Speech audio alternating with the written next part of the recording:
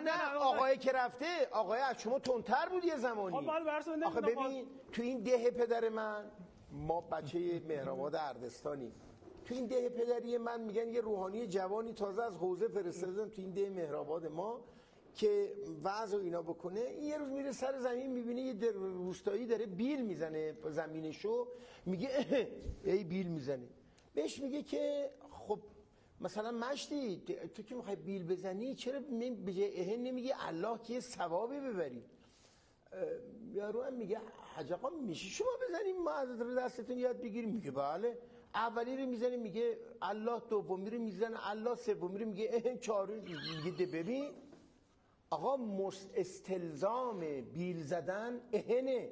این عمدی من نمیگم که به جاش الله و لنین و استالین و مارکس بذارم که.